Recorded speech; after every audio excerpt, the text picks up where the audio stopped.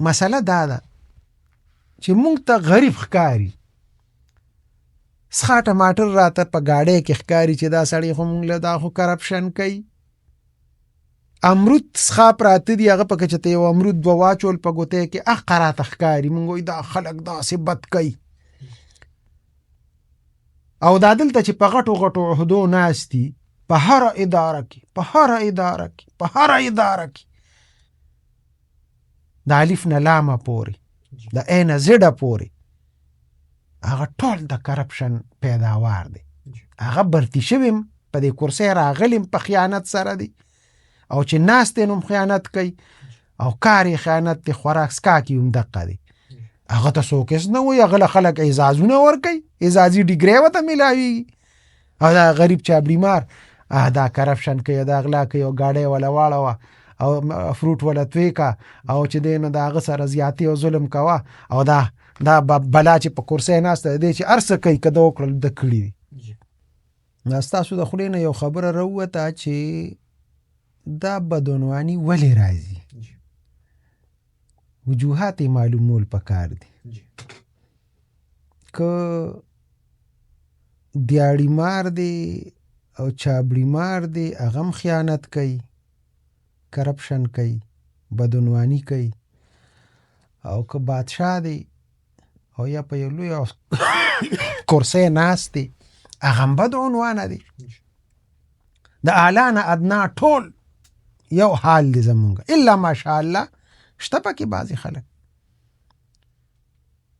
د دې غټه وجه دا ده چې زمونږ دنیاداري ډیره شوې ده، آخرت زمونږ هیر دی، زمونږ صرف محو نظر دغه دنیا ده چې بس دې دنیا کې دا پاتې کېدل دي او څو ورځې ژوند دی او بس مزې چرچي دي، آخرت نشته.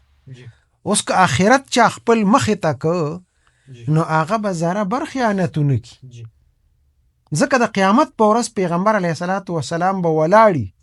پیغمبر علیه السلام په خپله هغه حالت بیان کړی دی حدیث کې چې زه به ولاړم، زه به وینم چې زما یو امتی هغه به اوښ را پشا کړي، بل وینم چې هغه به اس را پشا کړي، بل به وینم چې هغه به خر را پشا کړي.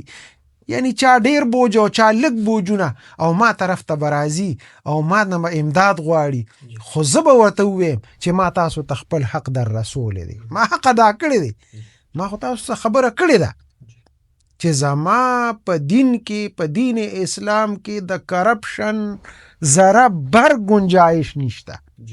پیغمبر علیه السلام خو دونه زورونه کړې ده. پیغمبر علیه السلام فرمایي لا ایمانه لمن لا امانت له، چې امانت پکې نشته، د ده سر ایمان یې زما امتی نه دی. پیغمبر علیه السلام مونږ د خپل ځانه جدا کړي یو، دا څومره کرپشن والا خلک چې دي دا د پیغمبر امتیان نه دي. دوی دی وایي که نه چې یاره مونږ کلمه وایو یا مونږ مسلمانان یو، زه د پیغمبر امتی، داسې دعوی دي. پیغمبر علیه السلام یو صحابي څونه لوی مقامو په مال غنیمت کې داسې وروستو چې مال غنیمت تقسیم شو نو سې راغشتي چې جی دا خو ما سره په خطا کې پاتې شو. پیغمبر علیه السلام ورته وی د قیامت په ورځ به د دې ته ذمهواري، زه د دې ذمهواري شم اخیستی، زه په ټول لښکر څنګه تقسیم کوم.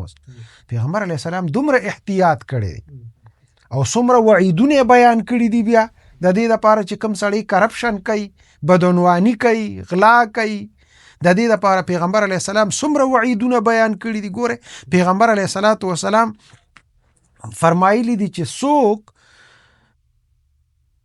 ذره بر خیانت وکړي د دعا نه قبلیږي. دی چې څومره دعاګانې کوي، تاسو ګورئ نن سبا موږ باران دپاره دعا کوو، قبلیږي. زمونږ څومره حاجتونه نیمګړی دي، لګیا دي خلکو د خولې چې دی نو اوښلی دی، خو دعا یې نه قبلیږي. دعا ځکه نه قبلیږي چې زما دنه حرام پراته دي، ما خیانت کړی دی. څلوېښت ورځې پیغمبر علیه السلام فرمایي چې یوه نوڼۍ په خېټه کې حرام وي، د ده مونځ نه قبلیږي، د ده عبادت نه قبلیږي، هېڅ قسمه عبادت هغه بر اسمان ته نه ځي. نو چې بره نیک اعمال نه ځي نو د بره نه خو به همدقه افتونه راځي، مصیبتونه به راځي، پریشانۍ به راځي. دقسې پیغمبر علیه السلام فرمایي چې څوک هم خیانت کوي، حرام کوي، کرپشن کوي، بدعنواني کوي، د ده په عمر کې به برکت نه وي، د ده په بچو کې به برکت نه وي، د ده په کور کې به خوشحالي نه راځي، د ده په کور کې به غمونه وي. ته ډېرې پیسې په دفتر کې وګټه، په دفتر کې دې رشوت واغش، غلا دې وکړه، خیانت دې وکړه، ته به وایې چې زما او پې ژوند ښه شي، خو په دغه پیسو چې ته کور ته رسي ستا نه غم مخکې تللی دی کور ته، بیماري مخکې رسېدلې ده کور ته. نو دا پریشانۍ دا به راځي چې مونږ دا بدعنوانۍ کوو. که مونږ وایو چې زمونږ حالت دې ښه شي، د ښه حالت دپاره ښه اعمال به بره لیږو، نو د هغه ځای نه به فیصلې ښه راځي. ګینې چې دا کوم عملونه زمونږ دي او دا مونږ څه کوو او په دې ملک کې څه کېږي او دا مونږ څه باندې عادت یو، که دا حالت یې زمونږ، دا غلامان به یو ټول عمر، وال بم خورو، سپکیږو بم، ذلیله کېږو بم، په دنیا کې به هم زمونږ څه قدر نی. نن د پاکستاني نوم چې په بار ملکي اخلي خلک ته سپېمې پټوي، دا ځکه پټوي چې دی کرپشن کوي، دی غلا کوي، دی قتل کوي، دی غلط دی. او مونږ ته مسله دا ده چې مونږ ته غریب ښکاري، سخا ټماټر راته په ګاډۍ کې ښکاري چې دا سړی خو مونږ له دا خو کرپشن کوي. امرود سخا پراته دي، هغه پکې چې ته یو امرود دوه واچول په ګوتې کې، اخ راته ښکاري، مونږ وایي دا خلک داسې بد کوي. او دا دلته چې په غټو غټو عهدو ناست دي، په هره اداره کې، په هره اداره کې، په هره اداره کې، د الف نه لامه پورې، د ا نه زډه پورې، هغه ټول د کرپشن پیداوار دی. هغه برتی شویم په دې کرسۍ راغلیم په خیانت سره دی، او چې ناست دی نو خیانت کوي، او کار یې خیانت دی، خوراک څښاک یې هم دقه دی. هغه ته څوک هېڅ نه وایي، هغه له خلک اعزازونه ورکوي، اعزازي ډیګرۍ ورته میلاویږي. او دا غریب چا بیمار دا کرپشن کوي، دا غلا کوي، او ګاډۍ وله واړوه او فروټ وله توی کا، او چې دی نو د هغه سره زیاتي او ظلم کوه، او دا بلا چې په کرسۍ ناسته دی چې هر څه کوي، که ده وکړل ده کړي دي. نو یو طرف ته خو مونږ هغه ظلم کوو چې غریب سره ظلم کوو، هغه ته زور ورکوو، او دا وډیرانو، دا لوی لوی افسرانو، دوی چې څه وکړل، وزیرانو پورې، بادشاهانو پورې، ټول کرپشن دی، هغوی ته څوک هېڅ هم نه وایي. دې خبرې ته لږ سوچ پکار دی چې مونږ حالت خپل ښه کړو، که اعلی دی او که ادنا دی. خدای ګوره مونږ له ذمهوارۍ را کړي دي، هر سړی یو ذمه دار دی. کلکم راع و کلکم مسئول عن رعیته. ته چې په دې کرسۍ ناست دی، ته ذمه وار یې، تا نه به خدای پاک د دې تپوس کوي. هر چاله خدای پاک چې دی نو یو څیز امانت ورکړی دی. ګوره که مونږ وګورو دا ایمان ما سره دی، دا ما سره امانت دی. اوس د دې ایمان به زه حفاظت کوم چې دا ایمان زما ګډوډ نشي. دقه رنګې دا ما سره چې کوم اعمال الله را کړي دي، موز دی، روژه ده، دا ما سره یو امانت دی چې زه د دې حفاظت وکم.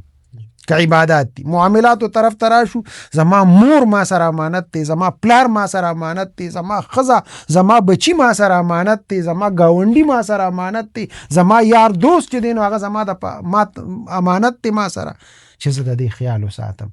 که دې امانت کې ما خیانت وکړ، د دوی په حقوقو کې ما ذره بر کمزوري راوسته، خدای پاک په زمانه تپوس کوي چې ته د دې ګاونډي ولې حق خیال نه دی ساتلی، تا د دې بچو ولې نه دی ساتلی، د دې به زمونږ نه الله تپوس کوي د هر.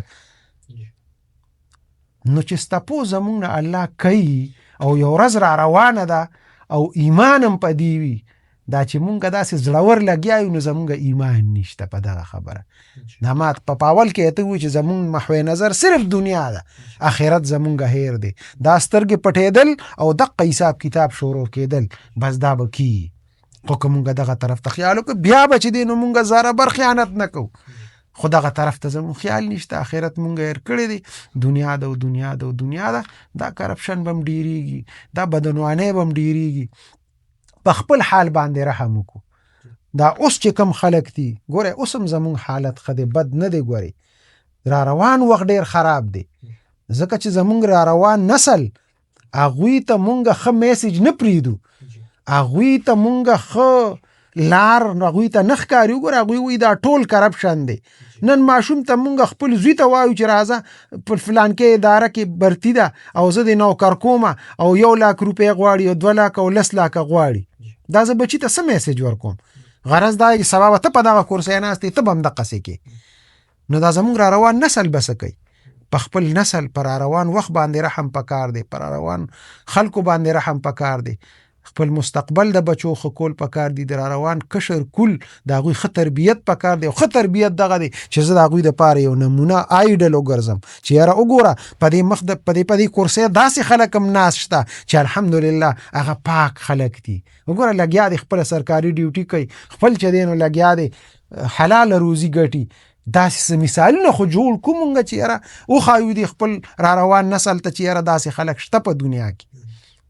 نو داسې ځان آیډل پکار دی چې مونږ جوړ شو، نمونه جوړ شو د را روان نسل دپاره.